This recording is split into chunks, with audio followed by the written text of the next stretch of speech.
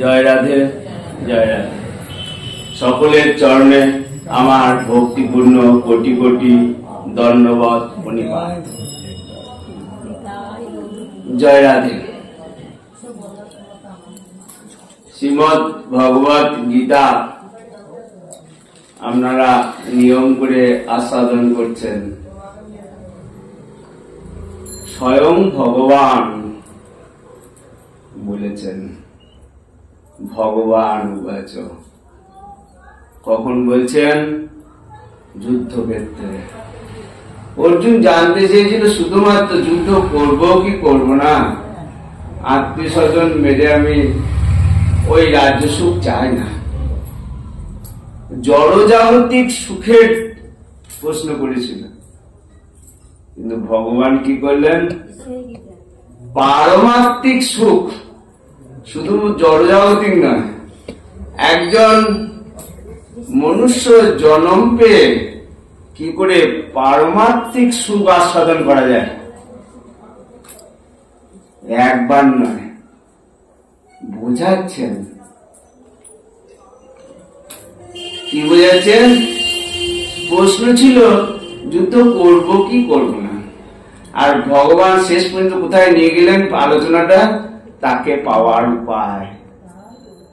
এমন কর্ম করো যে এই মনুষ্য জীবনে তাকে পাওয়া যায়। চতুর্দশ অধ্যায় গুণত্রয় বিভাগ যোগ। ভগবান নিজেই বলছেন যে পরম ভূয় প্রবক্ষামি, আবার বলছি শ্রেষ্ঠ জ্ঞান। এই অধ্যায়টাকে বলেছেন ভগবান, আবার তোমাকে ভালোভাবে বলছি, তুমি শ্রবণ করো।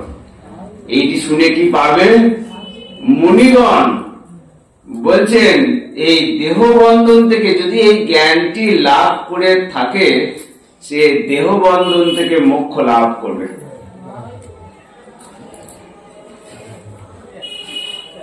একটা না, অর্জুন শুধু প্রশ্ন তো শুরু করেছিল যুদ্ধ করব কি করব না, কিন্তু ভগবান কেমন করে বোঝাচ্ছেন দেখুন। দ্বিতীয় অধ্যায়ে বোঝালেন এই দেহ তুমি নও।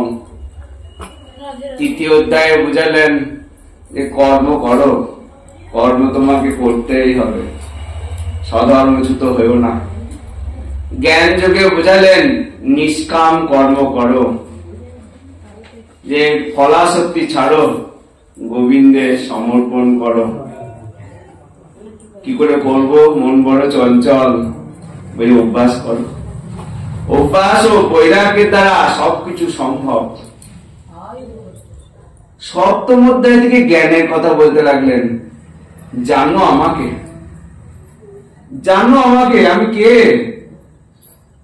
আমাকে জানো। সপ্তম অধ্যায় এক জায়গায় বললেন যে এই জড়জগতের জীবকে মায়া ধরে রেখেছে। মম মায়া দূরত্বয়া, তাই না? মম মায়া দূরত্বয়া, আমার এই মায়াতে জগৎ মোহিত, আমার এই মায়াতে জগৎ মোহিত। কারা? যারা আমাকে ভুলে আছে। কৃষ্ণ ভুলি সেই জীব অনাদি বহির্মুখ, যে ভুলে আছে আমাকে, তারা এই জড় সংসারের মায়ায় মোহিত। কি হচ্ছে? কখনো স্বর্গে উঠায়, কখনো নরকে ডোবায়। দণ্ডজনে রাজা যেন নদীতে চোবায়।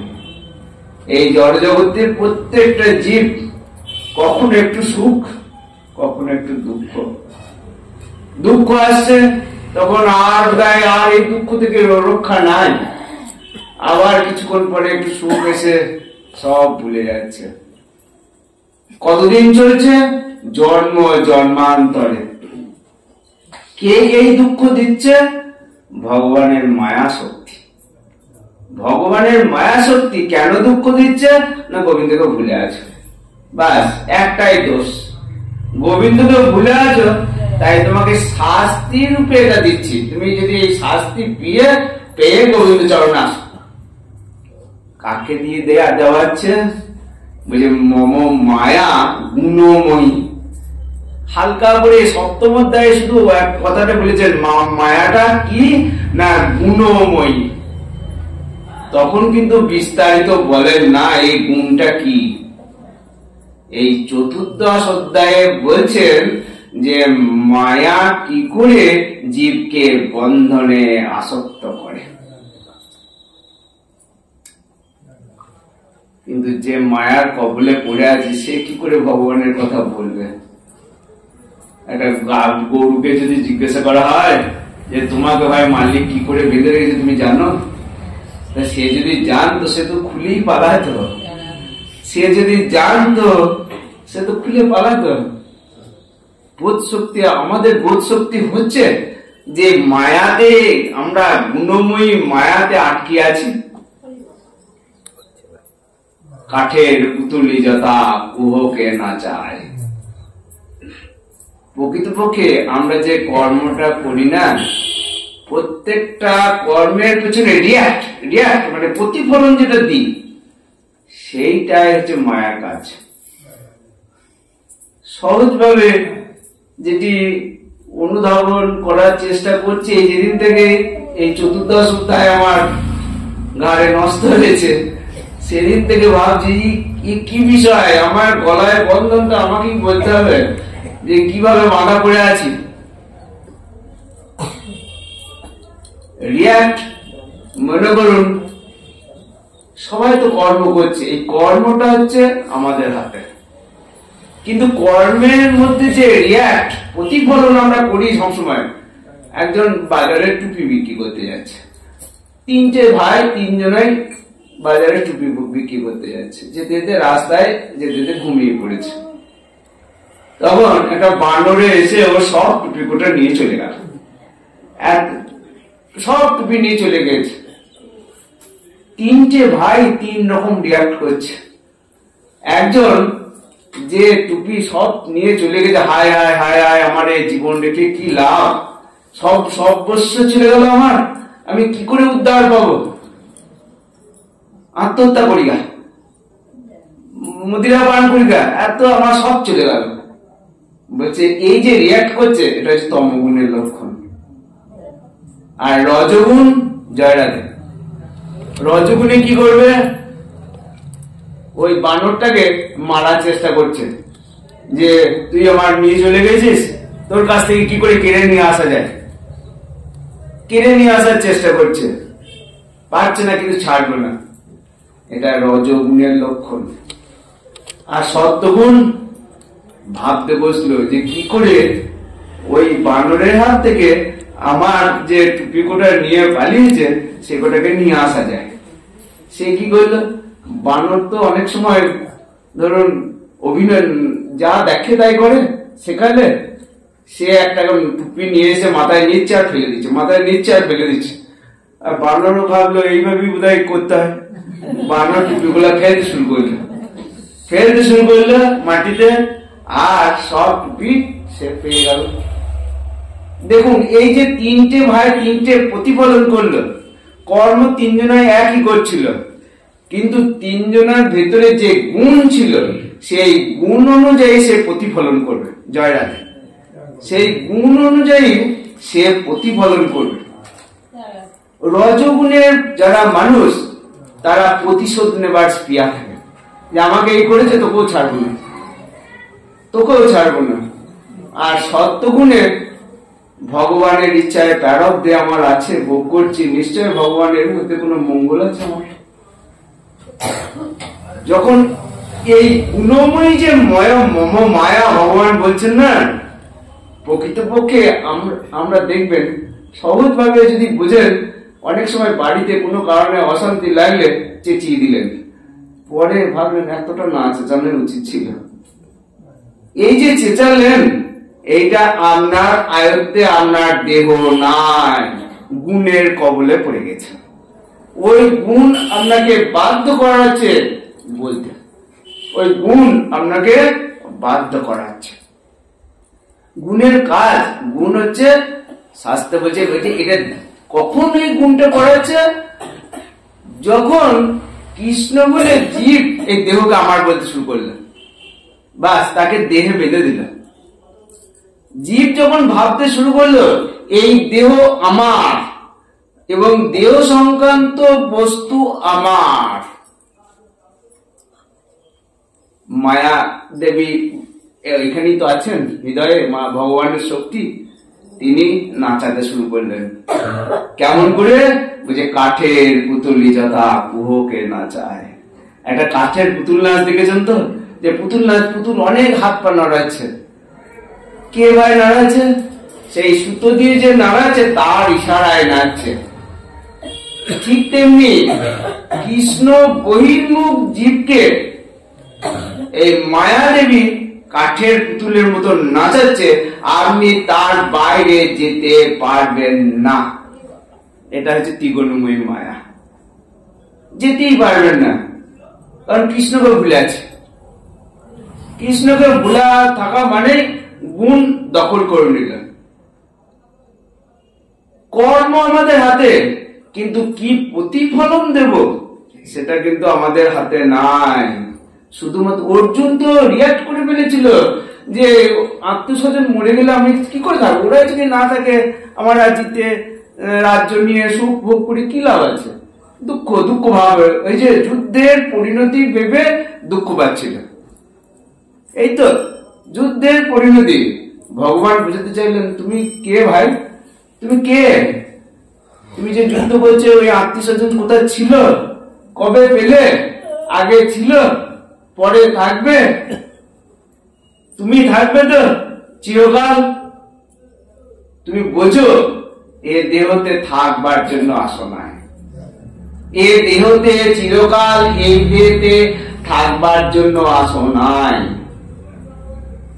অর্জুনকে উপলক্ষ করে আমাদের মতো অধম জীবকে ভগবানের কি করুণা দেখুন। এত কথা বলে গেছেন, এত কথা। কথার বক্তব্যটা কি? যে জীবন চলার পথে কেমন করে কর্ম করবে, বাস। কর্মটা কেমন হবে? তোমার সামনে যে কর্মটা আসবে সেটা গোবিন্দই পাঠিয়েছে। অর্জুন তুমি তো যুদ্ধ করার জন্য প্রথম থেকে প্রস্তুত ছিলে না, তোমার সামনে তো যুদ্ধ চলে এসেছে। তুমি ক্ষত্রিয়, তোমার সামনে যুদ্ধ চলে এসেছে, সেই ন্যায় যুদ্ধ। তুমি ক্ষত্রিয়, তোমার যুদ্ধ করার ধর্ম, তোমার লাভ লোকসান, জয় পরাজয়, সুখ দুঃখ তো ভাবার দরকার না। ওটা যারা গুণময়ী মম মায়ায় আসক্ত তারা ভাববে, তারা ভাববে। তুমি কেন ভাববে? আত্মজ্ঞান লাভ করো। প্রকৃতপক্ষে আমাদের জন্য গীতার শিক্ষা এটাই যে সবসময় নিজেকে দোষটা আমি দেখছি আমার কাজকর্ম। যখন নিজের কাজকর্ম আপনি নিজে দেখবেন, তাই তো দেখবেন একদম অভিনয় একটা বুঝতে পারবেন যে আমার ভেতরে কি চলছে। আমি করছি না, আমাকে করানো হচ্ছে। আমি করছি না, আমাকে করানো হচ্ছে। এই যখন বোধটা দুটোকে আলাদা করবেন, এটা আলাদা করা যারা ভগবান থেকে ভুলে আছে তাদের পক্ষে সম্ভব নয়, সম্ভব নয়। সেই জন্য বারবার ভগবান বোঝাতে চাইছেন এই অধ্যায়ে আমার প্রতি একটি অব্যভিচারেণ ভক্তি। বুঝি এটা থেকে কি করে উদ্ধার পাবো? অর্জুন জিজ্ঞেস করছে। এই যে বন্ধন, তিনটে দড়ি, সত্যগুণ, সত্যগুণের যারা অধিষ্ঠাত্রী, সত্যগুণে মনে হয় আমি একটু সুখে আছি, আমি একটু জ্ঞান আহরণ করি, আমি অন্যদের চেয়ে ভালো, আমি পাপ কর্ম করব না, আমি একটু ভগবানের নাম করব, একটু সংসার দিয়ে ভগবানের নাম করে সংসারের সুখ আনি, ভগবানের নাম করে এই জড় সংসারের সুখের বাসনায় আছে বন্ধন।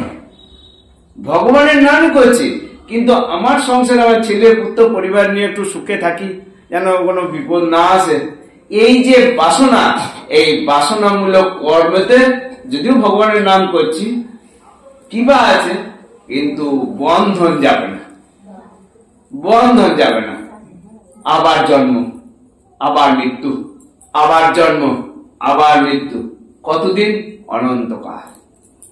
রজগুণ, রজগুণের লোভ বাড়ে, কামনা বাড়ে, আসক্তি বাড়ে। রজগুণের বৈশিষ্ট্য হচ্ছে আমার যা নাই তা পাওয়ার চেষ্টা, অন্যের আছে আমার নাই কেন, এই যে বাসনা।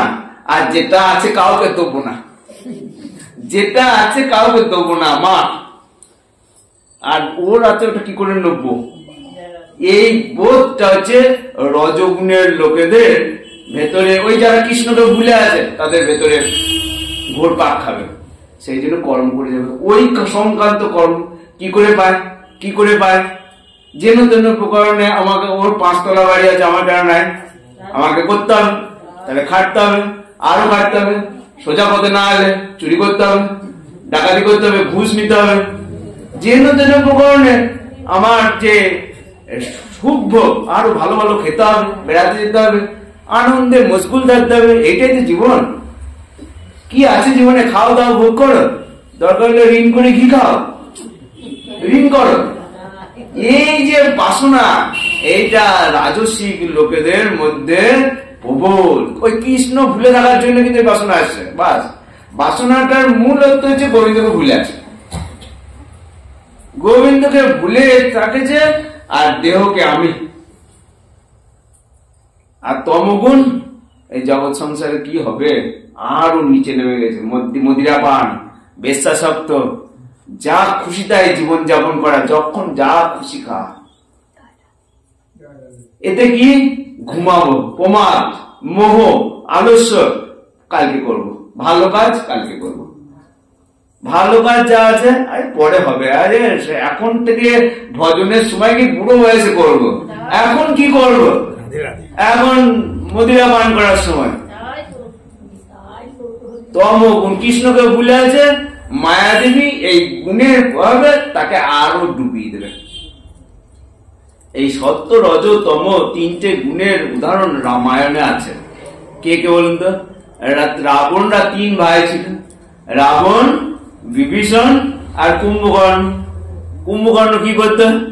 শুধু ঘুম, তমগুণের লক্ষণ।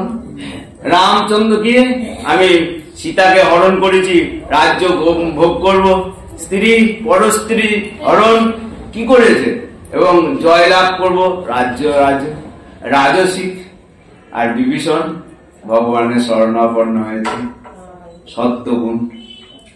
সত্যগুণ দেখুন, 3 জনের একই বাবা পিতার সন্তান, কিন্তু তিনজনের যে জীবন দর্শন সেটা কিন্তু আলাদা।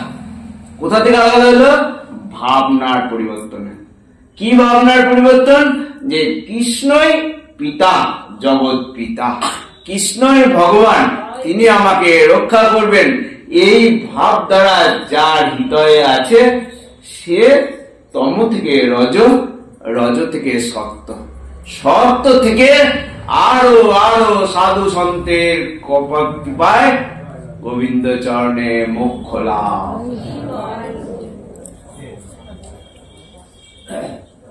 ত্রিগুণে নাচাচ্ছে।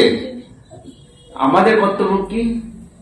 আমরা যারা ভক্তিপথে এই যে সন্ধ্যেবেলায় ভগবানের কথা শুনতে এসেছেন, এটা সত্যগুণের বিকাশের জন্য হয়েছে। যদি সত্যগুণ বিকশিত না হতো তাহলে এটা হতো না। এই এখন দিনে দেখবেন ঠাকুরের কথা, সাধু সন্তের কথা, ভগবানের নাম কীর্তন ভোরবেলায় ভালো লাগে। কেন বলুন তো? ভোরবেলায় সত্যগুণ বিকশিত হয়।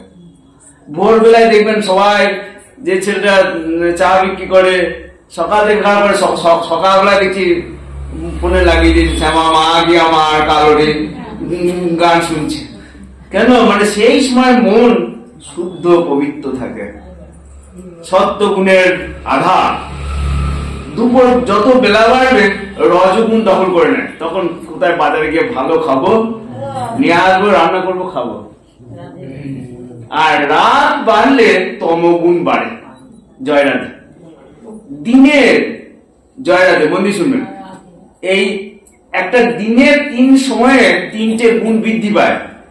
সেই সময় যদি সেই কাজ করেন, যে সময়ে যে গুণ বৃদ্ধি পাচ্ছে, সেই সময় যদি সেই কাজ করেন, সেই কাজে আপনি ফল লাভ তাড়াতাড়ি পাবেন। যেমন ভোরবেলা থেকে যদি আপনি ঠাকুরের নাম করেন, আর দুপুর বেলায় ঠাকুরের নাম করেন, এই দুটোর মধ্যে তফাৎ আপনি নিজেই বুঝতে পারবেন। কারণ ওই সময় সত্যগুণ বিকশিত হচ্ছে, আপনি তাতে অংশগ্রহণ করেছেন। যত চুরি ডাকাতি হয় দেখবেন রাতে, কেন? রাতে তমগুণ বাড়ে। একটা দিনের ক্ষেত্রে যেমন এটা সত্য, তেমনি কালের ক্ষেত্রেও সত্য। এটা কালের ক্ষেত্রে কি সত্য? এই সময়টা কি? কলিকাল। এই কলিকালে তমগুণের বার আনতে হবে। যারা অসুর প্রকৃতির লোক সব জায়গায় জয়লাভ করবে, আপনি আটকাতে পারবেন না। সেই জন্য আপনাকে ঘরে বসে হরিনাম করতে হবে। এই যেমন দিনের ক্ষেত্রে এটা সত্য, তেমনি কালের ক্ষেত্রে চারটে যে কাল, এই কলিকালে অসুরদের প্রভাব বৃদ্ধি পাবে। ভাগবতে আছে, দেবতাদের সাথে অসুরের যখন যুদ্ধ হয়েছিল, দেবতারা হেরে যাচ্ছে।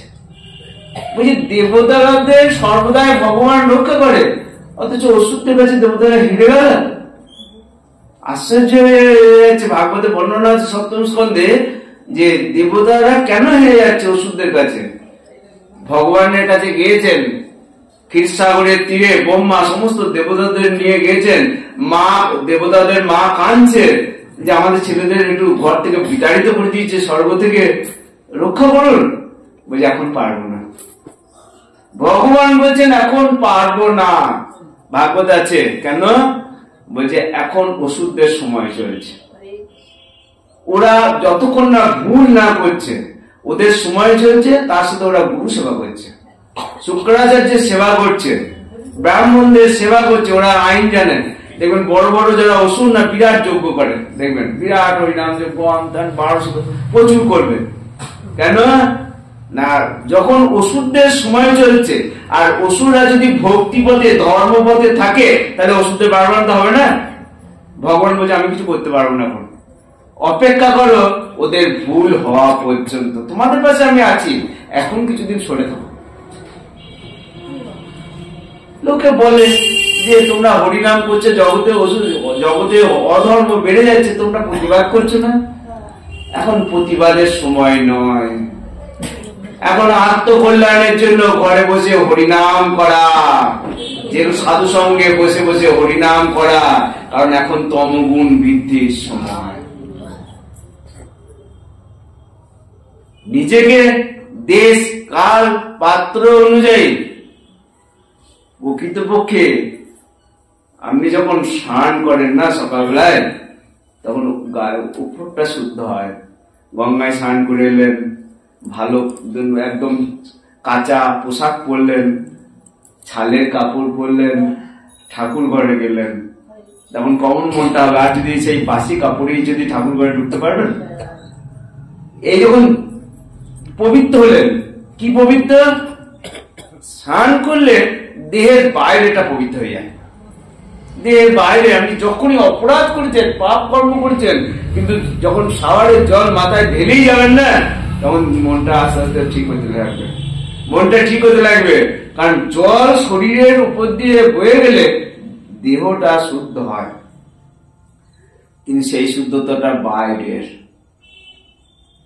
গোবিন্দ চাইছেন আমার ভক্ত একটু ভেতরটা শুদ্ধ করুক। গোবিন্দ চাইছেন ভেতরটা শুদ্ধ আমার ভক্তের, তাকে আমি ফিরিয়ে নিয়ে যাব, সে আমার নিজজন। গোবিন্দ কাঁদছেন, নালে এত বলে বলছি তোমাকে আবার বলছি শোনো। ভেতর পরিশুদ্ধ হয় কিসে? জ্ঞানে। ভেতর পরিশুদ্ধ হয় কিসে? চেতনায়। ভেতর পরিশুদ্ধ হয় কিসে? গুরু সেবায়। ভেতর পরিশুদ্ধ কিসে হয়? সাধু সেবায়। আপনি যতক্ষণ না ভেতর পরিশুদ্ধ না করছেন, শুধুমাত্র বাইরে তিলক মালা স্নান ঠাকুরঘর, ততক্ষণ পর্যন্ত বন্ধন থেকে মুক্তি নাই।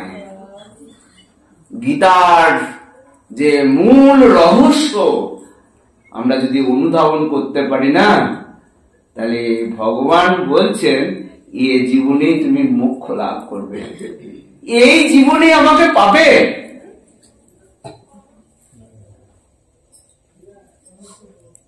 ভাবলে অবাক লাগে। আপনি যদি ভাবেন যে ভগবানের ভয়ে জগৎ সংসার চলছে, সূর্য উঠছে, চাঁদ উঠছে, গ্রহ নক্ষত্র যমরাজ সমস্ত নিয়ম করে কাজ করছে, সকলে ভীত। দেবতারা ঋষিরা ধ্যানে গোবিন্দের একটু পাদ পদ্ম স্মরণ করার চেষ্টা করছে। গোবিন্দ, হে গোবিন্দ, একবার অন্তরে দেখা দাও। সংসার ছেড়ে দিয়ে বনে গিয়ে হরিভজন করছেন, একবার একটু হৃদয়ে দেখা দাও। সেই গোবিন্দই, যে গোবিন্দের শক্তিতে, জয় রাধে জয় রাধে, যে গোবিন্দের শক্তি মায়া দেবী এই জগৎ জীবকে জগতে ভুলিয়ে রেখে নাকে দড়ি দিয়ে ঘোরাচ্ছেন, নাকে দড়ি দিয়ে ঘোরাচ্ছেন, আপনি তাই করতে বাধ্য হচ্ছেন। সেই ভগবান বলছেন, উদ্ধবকে বলছেন, উদ্ধব না সাধয়তি মাং যোগ উদ্ধব, আমাকে সাধনার দ্বারা পাওয়া যায় না, যোগের দ্বারা পাওয়া যায় না, তপস্যার দ্বারা পাওয়া যায় না, বৈরাগ্যের দ্বারা পাওয়া যায় না, বেদ পাঠের দ্বারা পাওয়া যায় না, কিন্তু আমাকে যে প্রেমের সাথে ভালোবাসে তার আমি বশীভূত হয়ে যাই। দেখুন একবার কতটা উল্টো, দেখুন একবার, যে ভগবানকে ভুলে আছি আমরা, জয় রাধে জয় রাধে জয় রাধে, যে ভগবানকে ভুলে থাকার জন্য মায়াদেবী ঘুরপাক খেয়ে নাচাচ্ছে অনন্ত জন্ম ধরে, অনন্ত জন্ম ধরে যাচ্ছে। এ জন্ম না, এই জন্মে সংসার দিচ্ছে, আবার একটা সংসার দেবে, আবার বাড়িঘর করবো, আবার ছেলে মানুষ করবো, এই চলছে। আবার অতিথি নিয়ে মরবো, আবার মায়ের গর্বে, আবার আর করবো না বলবো, আবার করতে থাকবো, আবার খাদ্য খাবো, আবার ঘোরপাক খাবো, কতবার? অনন্ত জন্ম। কিন্তু গুরুচরণ আশ্রয় করে, সাধু সেবায় করে, বলি কেউ যদি জয় রাধে এই দেহকে যদি, এই দেহ গোবিন্দের দেওয়া মনে করে তাকে একটু ভালোবাসা যায়, তাহলে কি হবে? ভগবান তোমার বশীভূত হয়ে যাবে। যেখানে ভগবানের শক্তি তোমাকে নাচাচ্ছে, আর ভগবান বলছে আমি তোমার ইশারায় নাচবো। দেখুন কতটা কি উল্টোটা, দেখুন গোপীরা নাড়ু নিয়ে এসছে আঁচলের ফাঁকে, কৃষ্ণ তন্ময়তায় এমন জায়গায় যে নাড়ু নিয়ে এসে কৃষ্ণ গোবিন্দকে বলছে তুমি একটু দোয়ার তুলে নাচো, তাহলে তোমাকে নাড়ু দেবো। ওই নাড়ুতে কি আছে?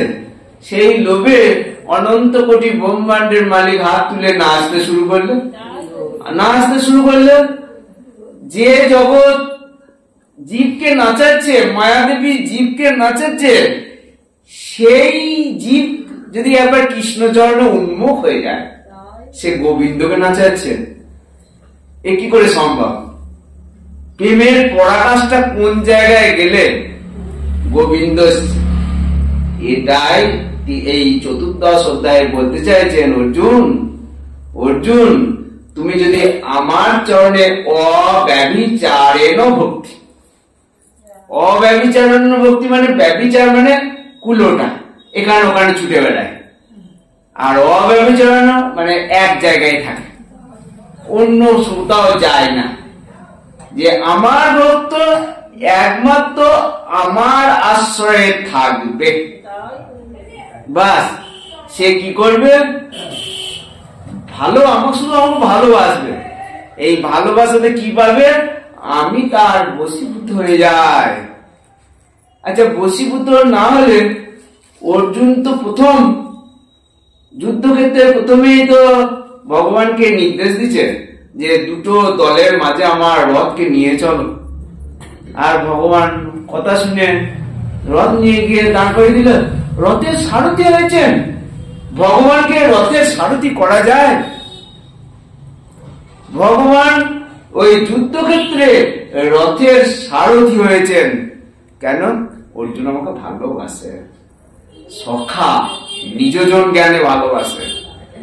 বলছে তুমিও যদি এই কুরুক্ষেত্রে রণাঙ্গনের যে একটা সিম্বল যে ভগবান রথের সারথি, ওই সিম্বলটা যদি নিতে পারেন, কেন এই দেহরূপ রথেও গোবিন্দ সারথি হয়ে যাবে যদি তাকে ভালোবাসতে পারো।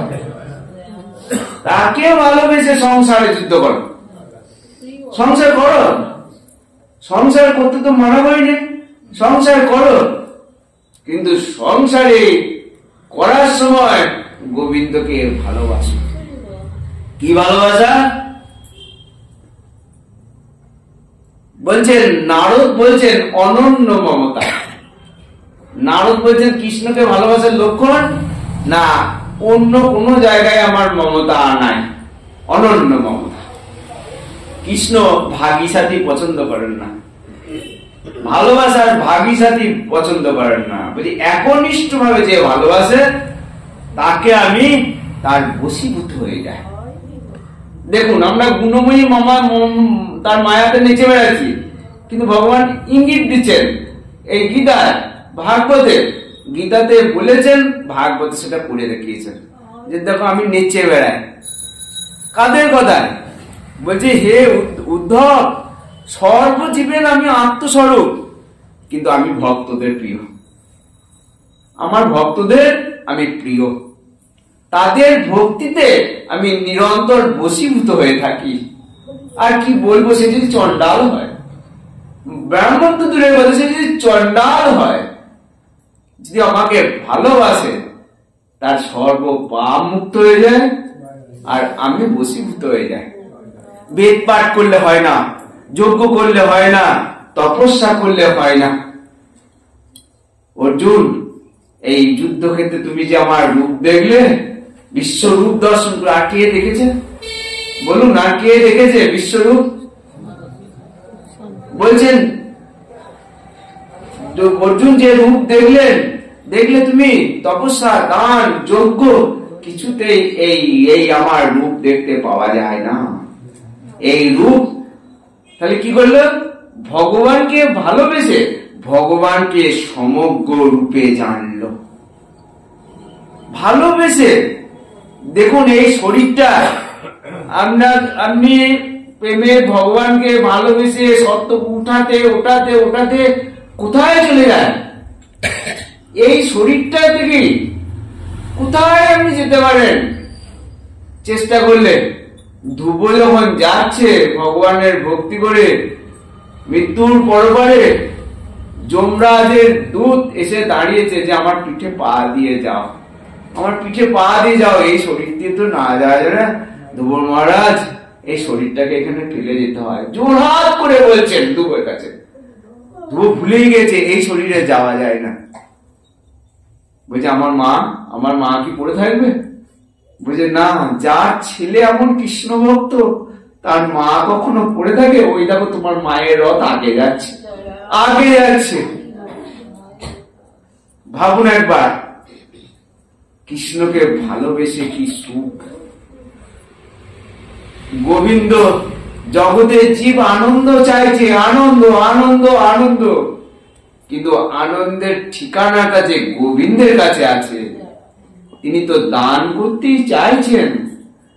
যে যে যে জিনিসের বিক্রি করে তার যদি খরিদ্দার পায় সে খুশি হবে না? গোবিন্দের কাছে আনন্দ রয়েছে। বলছে তুমি এসো, জগৎ থেকে আনন্দ নিতে চেও না, আনন্দটা আমার কাছে আছে, আমার কাছে আছে। আমাকে ভালোবেসে সেবা করে তুমি সর্বোত্তম আনন্দ পাবে। মায়া তো দূরের কথা, ত্রিগুণময়ী মায়া তো দূরের কথা। মম মায়া দূরত্বয়া মামেব যে প্রপদ্যন্তে মায়া মেতাং তরন্তি। আমার দায়িত্ব।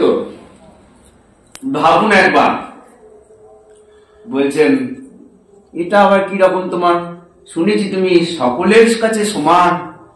বলছে হ্যাঁ ভাই, আমাকে একটু পক্ষপাত দুষ্ট বলতে পারো, এটা বলতে পারো, এটাই আমার ন্যায় বিচার। ভগবান গীতায় বলছে অর্জুনকে, সমহং সর্বভূতেষু, আমি সর্বভূতে সমান। কেউ আমার শত্রু নয়, কেউ আমার বন্ধু নয়, কিন্তু আমাকে যারা ভুলে আছে তাদেরকে আমি মায়ার হাতে ছেড়ে দিচ্ছি, যাও নাচাও গা, যাও নাচাও গা।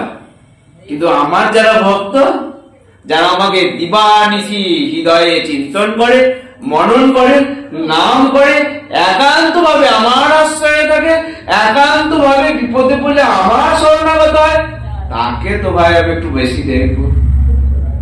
এটা আমাকে তুমি পক্ষপাত দুষ্ট বলতে পারো, এটাই আমার ন্যায় বিচার। ভগবান বলছে এটা আমার ন্যায় বিচার।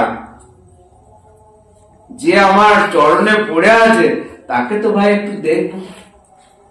দেখবেন সূর্যের আলো সব জায়গায় পড়ে, সূর্যের আলো দেখবেন সব জায়গায় পড়ে। সূর্য কি কাউকে কি বানাতে পারে আলো দিতে? কিন্তু আপনি এখানে যদি একটা আতস কাঁচ ধরেন সূর্যের সামনে, তাহলে আতস কাঁচের তলায় যদি একটা কাগজ রাখেন, কাগজটা পুড়ে যায়। কি করে পুড়ে যায়? এ কি সূর্য আলো দিল না আতস কাঁচ সূর্যের আলোটা বেশি গ্রহণ করেছে? সূর্য কিন্তু সকলকেই সমান আলো দিচ্ছে, কিন্তু আতস কাঁচ সূর্যের আলোটা একটু বেশি গ্রহণ করার জন্য আলোটা বেশি পেয়ে তার নিচের অংশ পুড়িয়ে দিল। ভগবানও তাই বলছেন, অর্জুন বোঝো আমি সর্বভূতের সম, কিন্তু যে আমার তলায় এসেছে, যে আমার আশ্রয়ে এসেছে, যে দিবানিশি কানতে কানতে আমার নাম সেবা করছে, তাকে তো ভাই আমি একটু বেশি কৃপা করবই। এটা আমার ন্যায় বিচার। সে তার ভক্তি দিয়ে আমাকে নিয়ে নিয়েছে,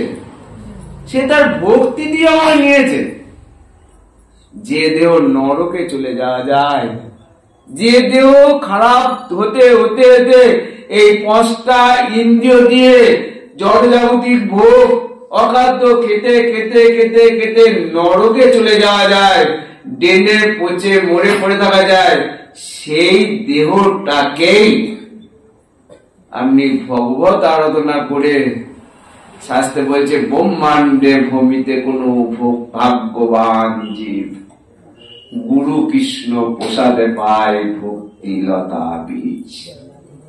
লতা কোথায় যাবে?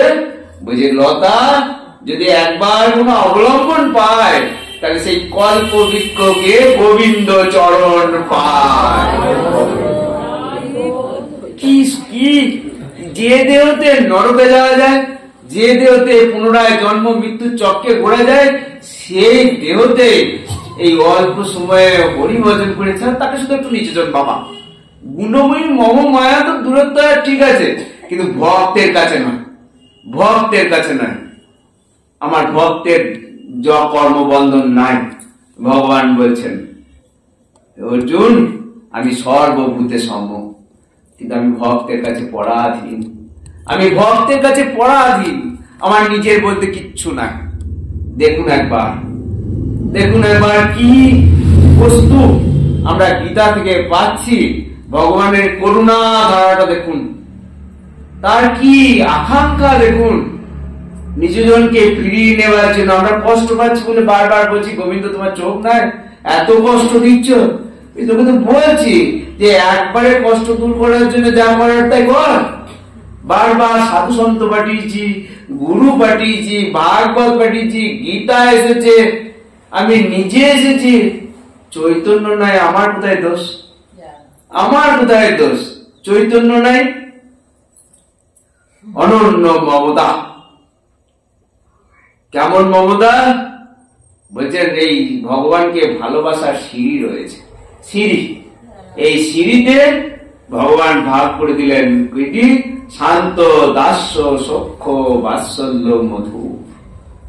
বুঝে একটা সম্বন্ধ বাঁধাও আমার সাথে সম্বন্ধ বাঁধাও। শান্ত, দাস্য, সখ্য, বাৎসল্য, মধু।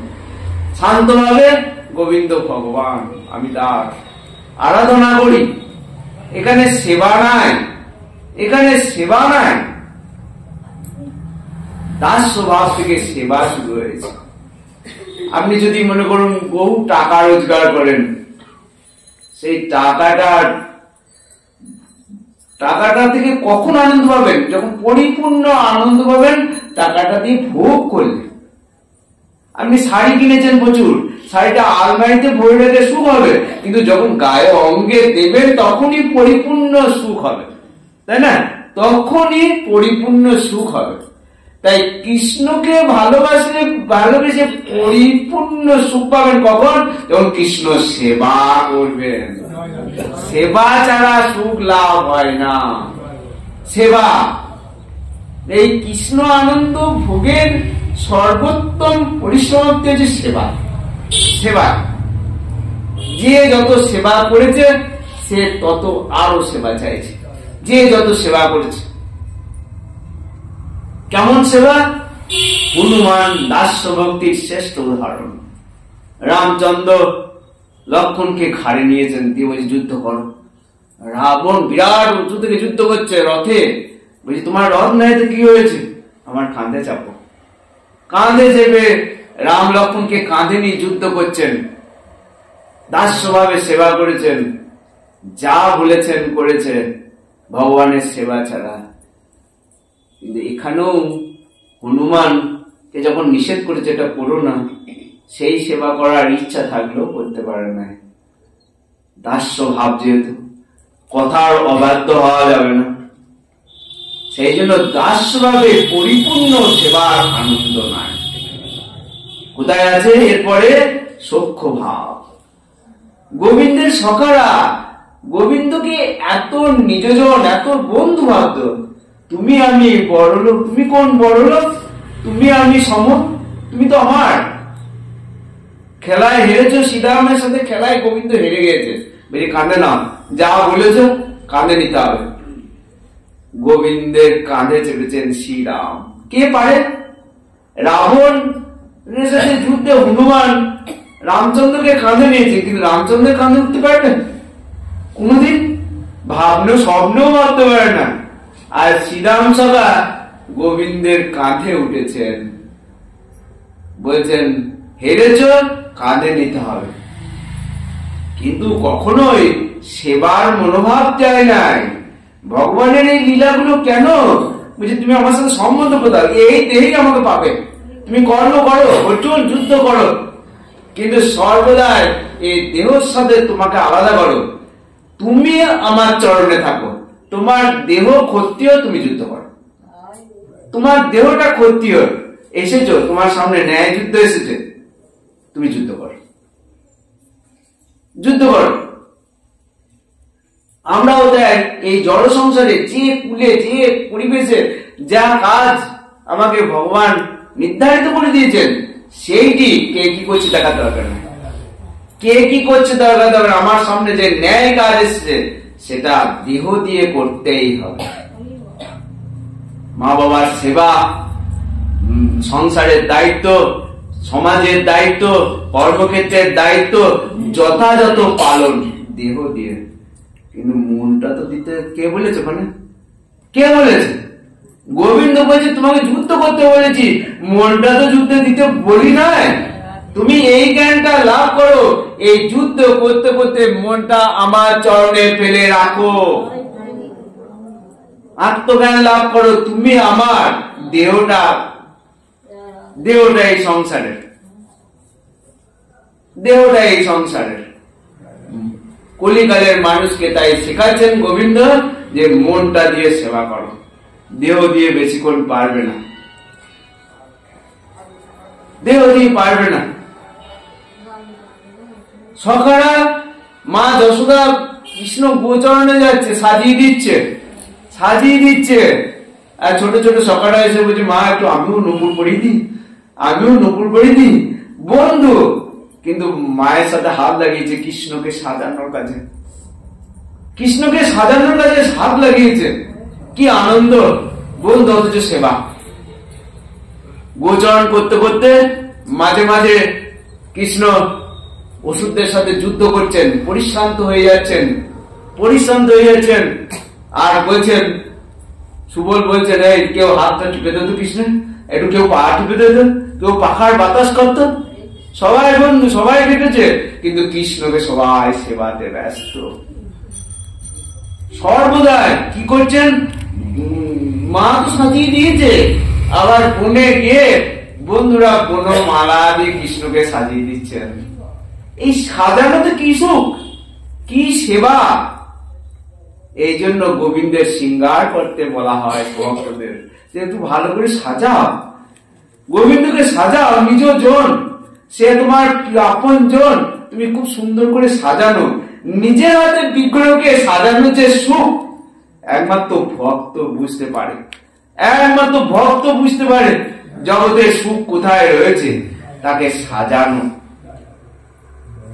মা সাজিয়ে দিয়েছেন খুব সুন্দর করে, কস্তুরী তিলকং ললাট ও পটলে, বক্ষস্থলে কস্তবং নাসাগ্যে বড় মুক্তিকং, করতলে বেণু করে কঙ্কণ, সর্বাগ্যে হরিচন্দন সুললিতম, কণ্ঠে চ মুক্তামালা, গোপেস্তি পরিবেষ্টিত বিজয়তে গোপাল চূড়ামণি।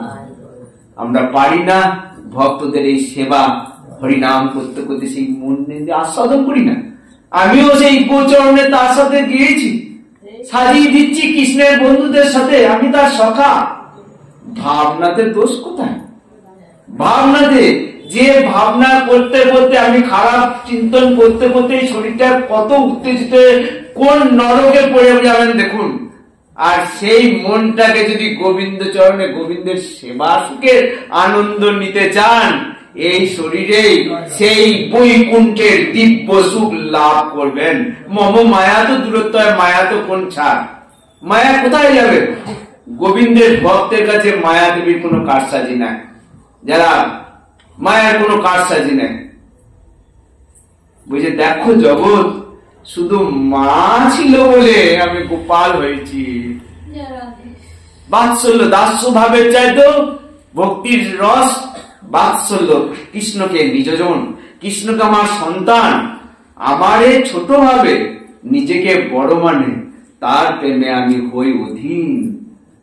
দেখো যে মায়া লাগিয়ে দিয়েছে জড় জগতের জীবকে, ত্রিগুণময়ী মায়া নাচাচ্ছে, আর ভক্ত মা দাম বন্ধন লীলায় কৃষ্ণ ঘরে ঘরে মাখন চুরি করেছে, দধি ভাণ্ড ভেঙেছে, লাঠি হাতে তাড়া করছেন। রাজার ছেলে তুই চুরি করছিস, তুই এরকম এত দোষীপনা হলে বড় হলে লোকে বলবে কি? এ কোন ভগবান? মায়ের ভয়ে ফুপিয়ে ফুপিয়ে কাঁদছেন। দেখো জগৎ, দেখো একবার দেখো, ভালোবেসে ভগবানকে কাঁদানো যায়? ভগবান ভয়ে কাঁদছে, যার ভয়ে জগৎ ভীত ত্রিগুণময়ী মায়া, মম মায়া দূরত্বয় অভক্তদের জন্য, অভক্তদের জন্য। অব্যভিচারণ ভক্তি, কৃষ্ণ আমার নিজজন। মা যশোদা ভাবে দাসীদের হাতে মাখন ছেলের আমার পছন্দ হয় না, আমি নিজে হাতে যদি মাখন না দিলে আমার ছেলের হবে না। আজ সবাইকে ছুটি দিয়ে নিজে হাতে মাখন রান।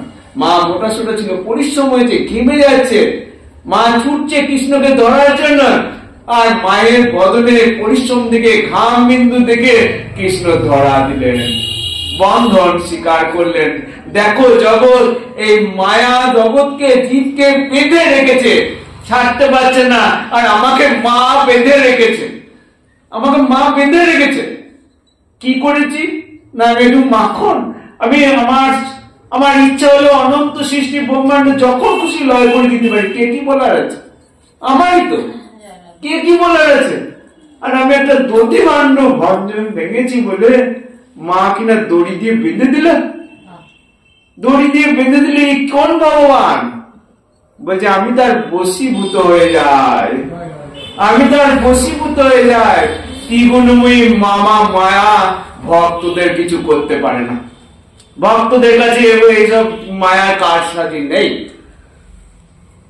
কি অব্যভিচারেণ ভক্তি, অব্যভিচারণ আর কোথাও যায় না। একনিষ্ঠতা, একনিষ্ঠতা। গোবিন্দ তুমি আমার আপনজন, নিজের দোষটা দেখি, আমাকে মায়া মায়া কেমন নেচায়, আমি নাচাই দেখি, তোমার মায়া আমাকে নাচাচ্ছে দেখি। আমি সংসারে কর্ম করতে করতে তোমার মায়া আমাকে কেমন করে নাচাচ্ছে আমি দেখি একবার। আমি তোমার চরণ কিন্তু ছাড়বো না, যে পরিস্থিতি দাও না কেন।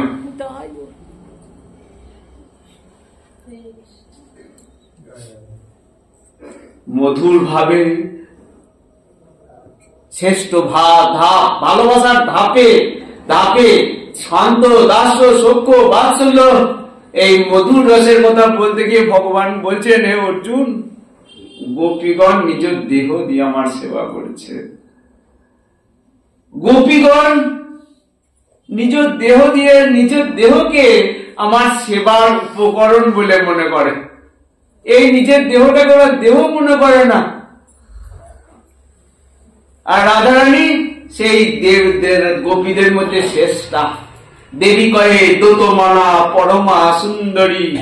কিবা রাধারানীকে চৈতন্য চরিতামৃতের চতুর্থ পরিচিতে বলছেন কিবা কৃষ্ণ পূজার বসতি নগরী, একটা নগর কৃষ্ণ পূজা। বুঝি রাধারানী গোপীরা কে? বলছি আরতি করতে গেলে ঘন্টা লাগে, কাঁসর লাগে, পঞ্চপ্রদীপ লাগে, এগুলো হচ্ছে কৃষ্ণ সেবার উপকরণ। বলছে গোপীরা রাধারানী যেন কৃষ্ণ সেবার একটা নগর। নগর, তারা কৃষ্ণ সেবা ছাড়া কিচ্ছু জানে না। তারা নিজ দেহকে ভালোবাসে, বসন ভূষণ দিয়ে সাজায় আমি সুখী হব বলে, আমি কৃষ্ণ আমি দেখে সুখী হব বলে। একজন কৃষ্ণ ভক্ত ভাবে যে আমি গৌর দর্শন করতে চাচ্ছি না, গৌরও আমাকে দেখছে, গৌর আমাকে দেখছে, আজকে কি পোশাক পরে এসছিস, কেমন করে সেজে এসছিস। একদম ভক্তকে দেখে, গোবিন্দ দেখে কেমন কথা বলে, কি ভাবে, অন্য ভগবানের কাছে প্রার্থনা করে, সবকিছু ভগবান তার ভক্তের উপভোগ করে। বুঝি গোপীরা আমার দিকে তাকিয়ে থাকতো, আমার বদন দর্শন করে তারা নয়ন ফেরাতে পারত না। আমিও ঠিক তাই তাদের দিকে তাকিয়ে থাকতাম। তাকে ওদের আমাকে দেখে ওদের প্রেম বাড়ছে, ওদের দেখে আমার প্রেম বাড়ছে। কতদূর কতদূর বাড়বে এই বাড়ার শেষ না। কতদূর বাড়তে পারে প্রেম? তাকিয়ে আছে অর্জুন। এই গোপীদের মতো কেউ আর কি জগৎ আমার ভক্ত নাই, কেউ নাই। কেন? তারা আমার মাহাত্ম্য বোঝে, আমার সেবা ছাড়া কিছু জানে না। আর দৃঢ় বিশ্বাস, দৃঢ় বিশ্বাস, তারা আমাকে প্রাণকান্ত বলে জানে, তারা আমাকে প্রাণকান্ত বলে জানে। আমার মনোগত ভাব তারা সব জানে। গোপীদের কাছে ভগবান কাঁদছেন। কুরুক্ষেত্রের যুদ্ধের পর রাধারানী কৃষ্ণ দর্শনে গিয়েছেন, গোবিন্দ কাঁদছেন, তোমাদের কাছে আমি হেরে গেলাম। আমি গীতায় বলেছিলাম যে যথা মাম প্রপদ্যন্তে তাং ততৈব ভজম্যহম। যে আমার জন্য এক ঘটি কাঁদে, আমি তার জন্য চোখের জল বার করি, কাঁদি। তোমাদের কাছে পারলাম না, তোমাদের কাছে ঋণী হয়ে গেলাম। ন পারম, তোমাদের কাছে পারলাম না। তোমরা যে পরিমাণ আমাকে হারিয়ে কেঁদেছ, আমি তো সেই তেমনি করে কাঁদতে পারলাম না। রাসলীলায় কৃষ্ণ অদর্শন হয়েছে, গোপীরা কাঁদতে কাঁদতে কাঁদতে কাঁদতে দেহ গেহ ভুলে কেউ কৃষ্ণ সেজেছে, কেউ পুতনা রাক্ষসী সেজেছে, কেউ অগাসুর সেজেছে, পুতনা সেজেছেন, একজনা কৃষ্ণ সেজে তার বুকে স্তন পান করতে উঠছেন। দেহ বোধ চলে গেছে। কৃষ্ণময়ী কৃষ্ণ যার অন্তরে বাহিরে, যাহা যাহার নেত্র পড়ে তাহা কৃষ্ণ। এ কি করে সম্ভব? ভাগবতে দেখিয়েছেন যে আমাকে ভালোবেসে কি সুখ পাওয়া যায়, তাতে বিরহতেও তোমাকে না পার। গোবিন্দ বলছেন আমি তো রাসলীলায় লুকিয়ে পড়ি নাই, আমি গোপীদের মনটা একটু দেখতে চেয়েছিলাম, তারা কতটা আমাদের মনস্কা হয়ে আছে আমার প্রতি। বুঝে এই সংসারের জীবকেও আমি বলছি, তোমরা যে আমাকে দেখতে পাচ্ছ না, আমি কিন্তু লুকিয়ে নাই, আমি ধরা দেবার জন্য লুকিয়ে আছি। একবার খোঁজো, আমি ধরা দেবার জন্য লুকিয়ে আছি। হে কৃষ্ণ আমার বলে গোপীরা যেমন কাঁদতে কাঁদতে খুঁজেছে যমুনার তীরে, কোথায় গেলে শ্যাম, তোমার ওই বদন আমরা দর্শন করি। ন খলু গোপিকা নন্দন ভবান অখিল দেহি নাম অন্তরাত্মদিক। তুমি সকলের আত্মা, তুমি শুধু গোকুলের নয়, তুমি কালিয়নাথকে দমন করার জন্য যার মুখে বিষ, তাকে চরণ দিয়েছিলেন। আমরা কোন অপরাধ করেছি? আমাদের হৃদয়ে তো বিষ নাই, তোমার ওই কোমল চরণ আমাদের হৃদয়ে দাও, আমাদের তিতাব জ্বালা শান্ত করি, আমাদের তাপ বিরহ তাপ। বেঁচে আছি কেন? কেন বেঁচে আছি জানো? তব কথা অমৃতং তপ্ত জীবনং কবি বিভীরিতং কলমশাপাহং। শুধু তোমার কথার অমৃত আমাদের বাঁচিয়ে রেখেছে, নাহলে কবে মরে যেতাম। প্রেমের পরাকাষ্ঠা দেখুন, প্রেমের পরাকাষ্ঠা কত, কাকে প্রেম বলে? প্রেম বলে অনন্য মমতা, দেহ গেহ বৈভব ভুলে। শুধু গোপীরা, বৃন্দাবনের গাভীরা কামনা করত যে কৃষ্ণ এসে মা যশোদার স্তনপান করছে, আমাদের স্তনবিন্দে একবার মুখ দেবে না, একবার মুখ দেবে না। গাভীরা তাদের সেই ওই চেতনা নিয়ে বাছুরকে সব স্তনের দুগ্ধ পান করাতো না, লুকিয়ে দিত স্তন দুগ্ধে। বাসনা কি? গোবিন্দ এসে মুখ দেখ। শুধু এই বাসনার জন্য যখন ভগবান ব্রহ্মা গরু চুরি করেছিল বাছুর, ভগবান সমস্ত গাভীর বাছুর হয়েছিল 1টি বছর ধরে। কেন? শুধু ব্রহ্মাকে শিক্ষা দেওয়ার জন্য নয়, গাভীরা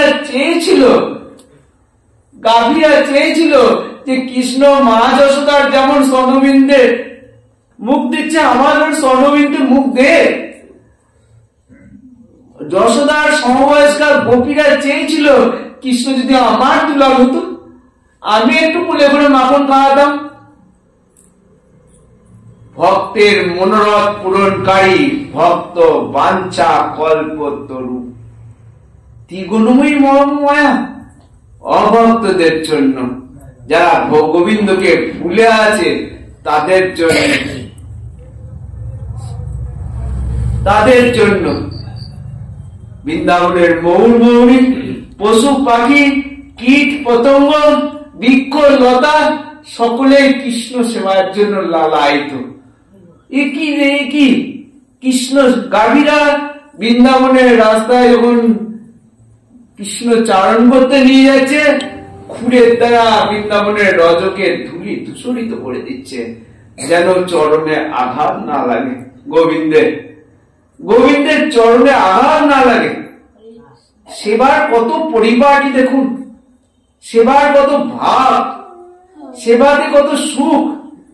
গোবিন্দ সেই সেবা তাড়িয়ে তাড়িয়ে আস্বাদন করেন। রূপ গোস্বামী সনাতন গোস্বামী বৃন্দাবনে গিয়ে শুধু শূন্য রুটি দিয়েছেন, গোবিন্দ স্বপ্নে জানাচ্ছেন যে একটু নুন মাখিয়ে দিতে পারো না, শুধু রুটি। আজ অযোধ্যাপিও করে লীলা গোড়ারায়। ভক্তদের সাথে ভগবান এই ভালোবাসার লীলা করে চলেছেন, ত্রিগুণময়ী মম মায়া অভক্তদের জন্য। অর্জুনকে বোঝানোর জন্য নয়, আমাদের মতো জীব যারা কৃষ্ণকে ভুলে আছি তাদেরকে ভালো বোঝাবার জন্যই গোবিন্দের এই প্রচেষ্টা। মন মনা ভব মদ্ভক্ত মজ্জাজি মাম নমস্কুরু। তুমি মনটা আমাকে দাও, আমার ভক্ত, আমাকে অর্চনা করো, আমাকে নমস্কার করো। কি হবে? মম মায়া দূরত্ব হতে পারে, কিন্তু তোমাকে আমি রক্ষা করব। এটা আমার পক্ষপাত দুষ্ট যাই বলো তাই। কি রক্ষা করব? বারবার জন্ম মৃত্যুর চক্র থেকে তোমাকে রক্ষা করব। অন্তত জন্ম দিল ভক্ত গিয়ে জন্ম দেব, যতক্ষণ না প্রেমটা পরিপাক হয়, পরিপুষ্ট না হচ্ছে। জন্ম হবে কতক্ষণ? যতক্ষণ না ওই প্রেমের সর্বোচ্চ শিখরে, যতক্ষণ না গোবিন্দচরণ কল্পবৃক্ষ আষ্টে পৃষ্ঠে ধরতে না পারছে, ততক্ষণ জন্ম। শোনার সুযোগ, কলিতে শোনার সুযোগ, আর আমরা বড় ভুলে আছি।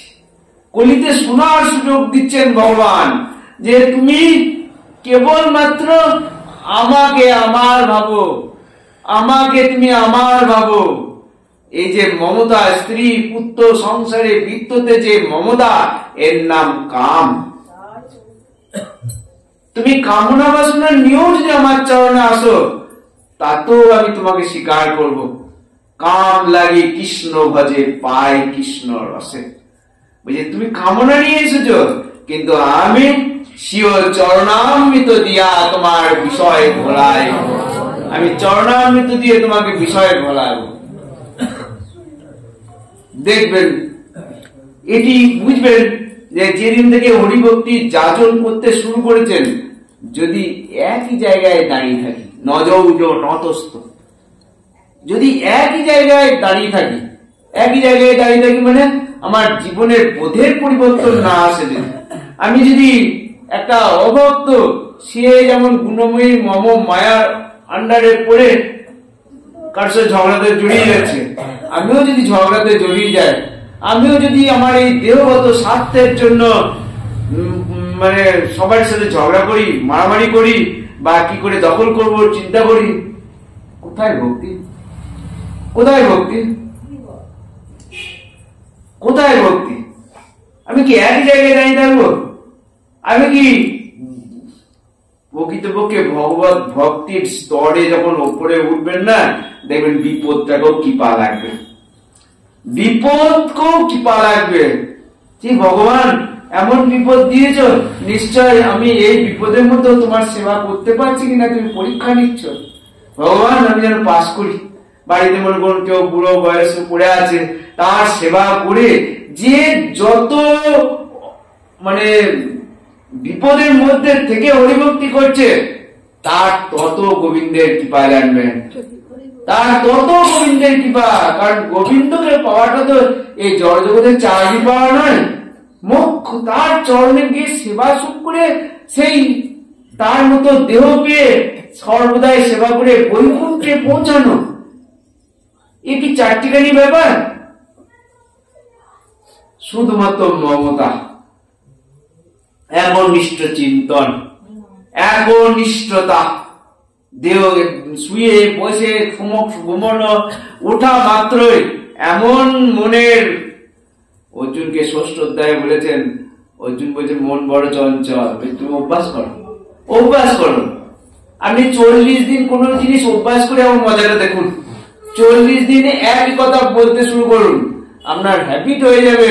কেউ কথা বললে সেইটাই তুমি বলবেন। 40 দিন যদি অভ্যাস করেন, আমাকে সাধু বলেছে বছর 4 আগে, যে 40 দিন তোমার জীবনে যদি নিষ্ঠা করো, সেই 40 দিন যেটা জোর করে করছো, সেইটা তুমি আর পরে ছাড়তে পারবে না। যেমন কেউ সকালে যারা উঠতে পারে না, বহু লোক এই শীতে ভোর 4টে দেখে না,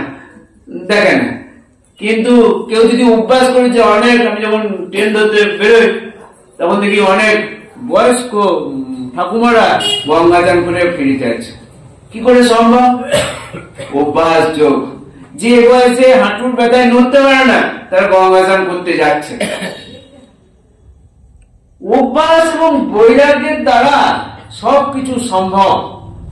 অভ্যাস কি? অভ্যাস যে আমি ভগবানের নাম করব, ভগবানকে আমার ভাববো, এই ভগবানকে আমার ভাবনার জন্য অভ্যাস করতে হবে। এইটি আপনার হাতে কর্ম, এইটি কর্ম, এটা গুণময়ী মম মায়া নয় আপনাকে নাচাচ্ছে, এইটি ভগবান ছেড়ে দিয়েছে, কর্মটা আমার হাতে।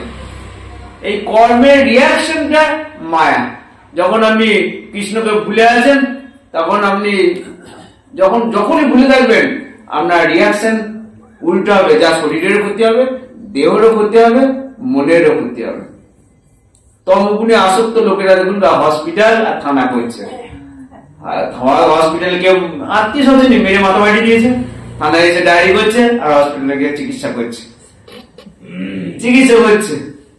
এটা দেখতে পাই, এটা বুঝতে পারি, শুধুমাত্র গোবিন্দকে ভুলে ডাক্তার মাকে দেখাতে নিয়ে গেছি, বলছে ডাক্তার কে মারলো, তাকে জিজ্ঞেস করেছে, বলছে সব মন্দির কোমরে কোদালে করে বেরিয়ে দিয়েছে। সব মন্দির নিচে সামান্য ভাগ বাটোয়ারার গন্ডগোলে। কেন? এই মম মায়া, ভগবানের মায়া তাদের উপরে কাজ করছে। তাই ভগবান বলছেন যে দেখো, তুমি একটু তাকাও, জগতে আমি ছাড়া কিছু নাই, আমি ছাড়া কিছু নাই, তুমিও নাই। যখন ভক্তির আরো স্তরে উঠবেন নিজেকেও দেখতে পাবেন না, শুধু সে, শুধু গোবিন্দ আছে, আর কেউ নাই। ভক্তির শেষ স্তরে গিয়ে এই আমি আছি মানে অহং, এই আমিত্বটাও চলে যায়, শুধু সে আছে। আমার মধ্যে আমি নাই, সে আছে, সে আছে, সে আছে, সর্বত্র সে আছে। বাস মনে করুন কোথাও যাচ্ছেন, ট্রেন লেট বা বাস বন্ধ, অবরোধ হয়েছে, আপনি হেঁটেই যেতে শুরু করলেন। কেউ হয়তো তখন দেখলেন গাড়ি করে এগিয়ে দিল বা কিছু হলো, বা যে পরিস্থিতি হোক না কেন জীবনের চলার ক্ষেত্রে ভগবত ভক্ত সবে সবকিছুতে মাথা ঠান্ডা রাখা, ভগবত কৃপা হিসাবে যে একদিন তো যা হবার হবে, যা পরিস্থিতি আছে এটা মেনে নিতে হবে। নিশ্চয়ই আমার প্রারব্ধে ছিল, এটা ঘটেছে, আমার প্রারব্ধে ছিল, এই জন্য ভগবান দায়ী নেন। আমি হরিনাম করে প্রারব্ধ খণ্ডন করব। এই প্রারব্ধ অদিষ্ট মানে যে প্রারব্ধ, এটা খণ্ডন করা যায় শুধুমাত্র নামের দ্বারা, নাম সেবার দ্বারা। কোন সেবা? তাকে ভালোবেসে তার নাম করা, তাকে ভালোবেসে তার নাম করা, এই জগতে কামনা বাসনার জন্য নয়। যখন আরো আরো আরো যখন ভগবত ভক্তিতে যাবেন না, দেখবেন আকাশে চাঁদ আছে, আর নিচে থালাতে অনেক থালা আছে, থালাতে জল দেওয়া আছে, প্রত্যেক থালাতে একটা করে চাঁদ দেখবেন না, প্রত্যেক থালাতে জলে চাঁদের ছবি উঠেছে। কিন্তু মুখটা উপর দিকে তুললে কটা চাঁদ দেখবেন? মুখটা উপর দিকে তুললে কটা চাঁদ দেখবেন? একটা চাঁদ দেখবেন। তেমনি জগতের নিচের দিকে যত তাকাবেন অনন্ত অনন্ত জীব, অনন্ত বৈকুণ্ঠ, আর উপর দিকে তাকান গোবিন্দ ছাড়া আর কেউ নাই। গোবিন্দ ছাড়া আর যত উপর দিকে তাকাবেন, পরে অধ্যায় শুনবেন ঊর্ধ্ব মূল মর্ধ্য শাখ হবে। এই জড় জগৎ কেমন? মূলটা উপর দিকে আর শাখাগুলো সব নিচের দিকে, শাখা নিচের দিকে, যত উপর দিকে উপর দিকে উপর দিকে উপর দিকে। ভাই কোথা থেকে এসেছে? তোমার দাদু কোথা? তার দাদু, তার দাদু, তার যেতে যেতে বলবেন সব আঙুল দেখাবেন কোন দিকে? উপর দিকে। শেষ পর্যন্ত কোথায় যাবেন? যে আমার সাবর্ণ গোত্র, সাবর্ণ ঋষি, সাবর্ণ, সে কোথা থেকে এসেছে? ব্রহ্মা, ব্রহ্মা কোথা থেকে এসেছে? ভগবান বলছেন আমি সকলের পিতা। তমেব মাতা চ তমেব পিতা তমেব বন্ধুশ্চ সখা তমেব তমেব বিদ্যা দ্রবিণং তমেব ধর্ম তমেব সর্বদেব দেব। সে ছাড়া আর কেউ নাই। চৈতন্য চরিতামৃতে এই শ্লোক কত সহজ ভাবে কি উপলব্ধি দেখুন। অনন্ত স্ফটিকে চলছে এক সূর্য ভাসে, অনেক স্ফটিক নিয়ে এসছেন, মানে যাতে চকচক করে, তাতে সূর্য, অনেক সূর্য দেখছেন, কিন্তু তৈছে জীব গোবিন্দের অংশ পরবাসে। সেমনি জীব আমরা অনন্ত, ভগবানের স্ফুলিঙ্গ ছড়িয়ে গিয়েছে, কিন্তু আমরা কেউ ভগবান নয়। কারণ ভগবান থেকে যখনই বিচ্ছিন্ন হয়ে গেছি, যখনই বিচ্ছিন্ন হয়ে গেছি, যেমন আগুনের স্ফুলিঙ্গ আর আগুন একই, কিন্তু স্ফুলিঙ্গ ধূপকাঠির আগুনটা পড়ে গেল, সেই আগুনে কি আগুন লাগবে না কিছু হবে? আগুনের স্ফুলিঙ্গ আর আগুন এক নয়। ভগবান থেকে দূরে সরে গেছে, বাস মায়া দেবী তার তিনটে দড়ি নিয়ে হাজির হয়ে গেছে, বেঁধে দিয়েছেন আষ্টে পৃষ্ঠে। কি করে? এই দেহতে বন্ধন করে দিয়েছেন। এই দেহ আমি, এই দেহ সংক্রান্ত বস্তু আমার, আমি কাউকে দেবো না, মরে গেলে যা হয় করিস, যতক্ষণ বেঁচে আছি কাউকে দেবো না, চাবি আমার কাছে থাকবে। এই যে বাসনা, তীব্র তীব্র তীব্র আসক্তি, মায়াদেবী তাকে নাচাচ্ছে গুণময়ী মম মায়া। কিন্তু বলছেন আমার ভক্তকে নাই। কে ভক্ত? অনন্য ভবতা, অন্য অভিলাষ নাই। একই কথা ভাগবতে, ভক্তি রসামৃত সিন্ধু সমস্ত গ্রন্থে আমরা ভাই ওই শ্লোকটা বাদ দিয়ে গেছি। অন্য অভিলাষিতা শূন্যম জ্ঞান কর্মাদ্য অনাবৃতম আনুকূল্যেন কৃষ্ণ অনুশীলন ভক্তির উত্তমা। উত্তম ভক্তি, তাকে কোন রকম অভিলাষ ছাড়া ডাকতে হবে। বলছি কৃষ্ণ ভক্তের লক্ষণ কি? চৈতন্য চরিতামৃতে বলে দিলেন এক কথায়, কৃষ্ণ ভক্ত নিষ্কাম আর শান্ত। যে পরিস্থিতি আসুন না কেন, যে পরিস্থিতি আসুন না কেন, কৃষ্ণ ভক্ত হবে নিষ্কাম আর শান্ত। যদি অশান্তি লাগে তাহলে দেখবেন ভক্তিতে অনেক ত্রুটি আছে। নিজে নিজে নম্বর দেন, নিজে নিজে নম্বর দেন, গ্রেড সিস্টেমে বলুন যে আমি ভক্তির কোন জায়গায় আছি, আমি না একই জায়গায় আছি, না নেমে যাচ্ছি, না উন্নতি হচ্ছে। যে একটা মানুষ বৈকুণ্ঠে যাবে না দেবলোকে যাবে না নরকে যাবে, এই জীবনে তার আচরণে বুঝে যাবে। যাওয়ার আগেই মানুষ বুঝতে পারবে যে সে কোথায় যাচ্ছে, কোথায় যাচ্ছে। তার আচরণ, তার জীবনযাত্রা এইখানেই বুঝে যাবে সে দেবতা হবে না স্বর্গে যাবে, না ভগবানের পার্ষদ হবে, না নরকে যাবে। আমাদের হাতে কিন্তু সুযোগ আছে। এই গীতা জয়ন্তীর মাহাত্ম তখনই আমরা উপলব্ধি করব। আমাদের জীবন বোধ যদি না পাল্টায়, জীবন বোধ পাল্টানোর শিক্ষা অর্জুনকে উপলক্ষ করে জগতের জীবকে 18 অধ্যায় ধরে ভগবান কত কথা বলে গেছেন। মোট 700 শ্লোক, বেশিরভাগটাই ভগবান বলে গেছেন কি অর্জুন যুদ্ধ করো, যুদ্ধ করো। কেমন করে বলবে? মনটা আমার কাছে রাখো, সর্বদাই আমার স্মরণে নাও, আমাতে আবিষ্ট চিত্ত থাকো, একান্ত ভাবে আমার স্মরণে থাকো। আমি তোমাকে পাপ হলো এত বড় লোকক্ষয়, পাপ হবে না, আমি তোমাকে রক্ষা করব, আমি তোমাকে রক্ষা করব। গীতার এই অভয় বাণী ভক্তদের কাছে, জগতের জীবের কাছে ভগবান 5125 বছর আগে রেখেছে, এখনো সমান ভাবে প্রাণবন্ত, জগতের কাছে প্রয়োজনীয়। ভবিষ্যতেও যারা যে কেউ মানব জীবনকে সুখী আনন্দময় করে তুলতে চায় তাদের কাছেও এই গীতা পাথেয় পাথেয় পাথেয়। জয় রাধে, জয় রাধে, জয় রাধে। সকলের চরণে আমার ভক্তিপূর্ণ কোটি কোটি পরিমাণ জয় রাধে।